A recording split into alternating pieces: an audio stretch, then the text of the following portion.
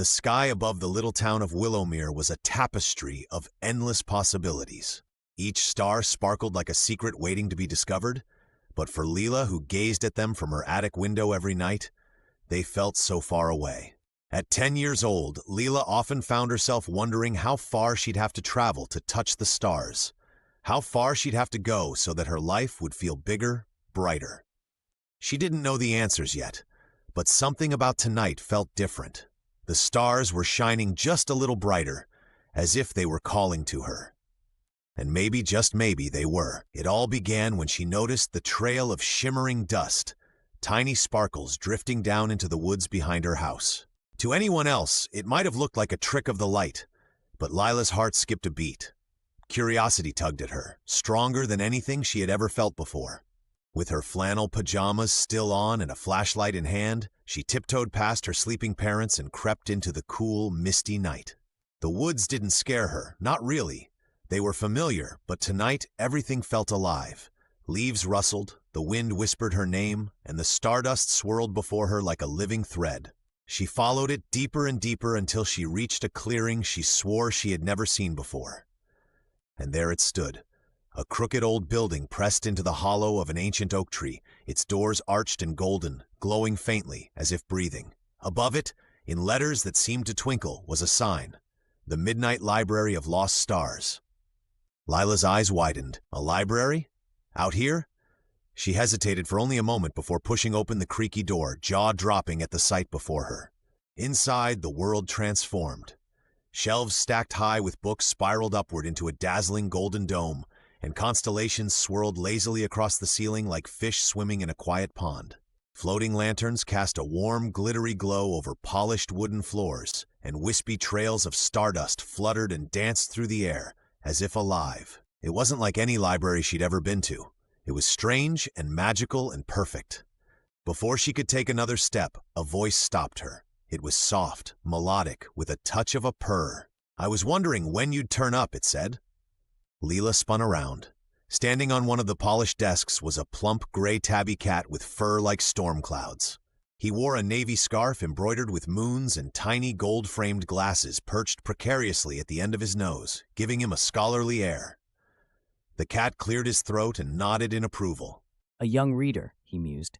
"You'll do nicely. Welcome, my dear, to the Midnight Library. I'm Atlas, keeper of the stars, protector of stories, and on most days, a very patient librarian." Lila stared, too stunned to speak. Brave? Her? She wasn't exactly the picture of courage. She had trouble speaking up in class, let alone embarking on a quest for wayward stars. Yet something deep inside her tingled, a quiet spark, like when you dip your toes into a freezing river, nervous but alive. "How do I help them?" she asked at last. Atlas's whiskers twitched with satisfaction. "By reading their stories.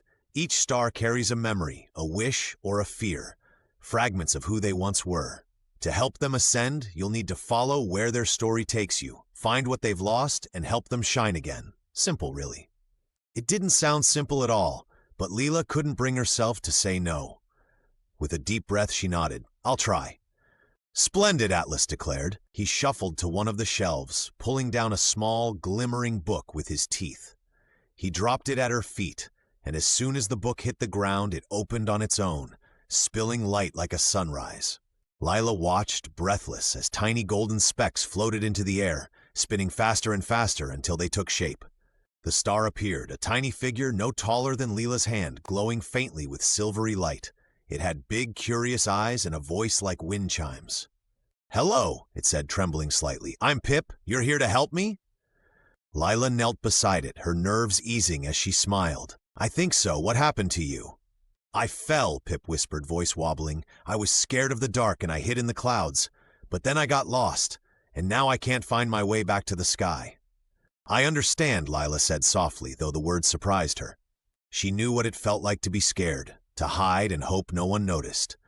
Was it possible she and Pip weren't so different? "The first step is always the hardest," Atlas chimed in, his tail flicking. "Take Pip's hand, dear. Go on." Lila hesitated. "What happens when I do?" Swallowing her fear, Leela reached out. The moment her fingers grazed Pip's glow, the library dissolved in a swirl of stardust. The world spun, and when it settled, Lila found herself standing in a vast empty field under a canopy of pitch-black sky. The stars were faint, barely visible, and Pip clung tightly to her hand. "Where are we?" she whispered. "A place of in-between." Atlas's voice echoed softly, though he was nowhere in sight. "The path forward is yours to find." Lila's heart pounded as she surveyed the darkness. There was no clear path, only shadows and silence. But then a thought flickered in her mind, quiet but sure. What if we make our own light? Pip blinked up at her. "Make light? But how?" Lila knelt, gathering the stardust that drifted in the air. Maybe bravery wasn't about overpowering fear. Maybe it was about finding light even when you felt surrounded by dark. Tentatively, she pressed the stardust into Pip's hands, and together, their warmth grew brighter. As they worked, the field began to glow, revealing a path lined with tiny twinkling lights leading upward. Pip's glow grew stronger, more confident as it hovered beside her. "We did it!" it cried. "We did," Lila whispered, a new sense of pride unfurling in her chest. Maybe she was braver than she thought. As the lights shimmered brighter, Lila felt herself being pulled back, the world dissolving once more into golden dust. When she opened her eyes, she was back in the library, Atlas sitting smugly atop a desk. "Well done," he said with a purr. "Pip is on its way home, thanks to you." Lila couldn't stop smiling. For the first time she felt different, bigger, brighter, more like the stars she'd always dreamed about. "Ready for the next one?" Atlas asked, his amber eyes twinkling. Lila looked at the shelves, her heart swelling with curiosity. She didn't hesitate. "Ready." The Midnight Library of Lost Stars had its newest librarian in training, and under that magical, swirling dome of light, Lila's journey was just beginning.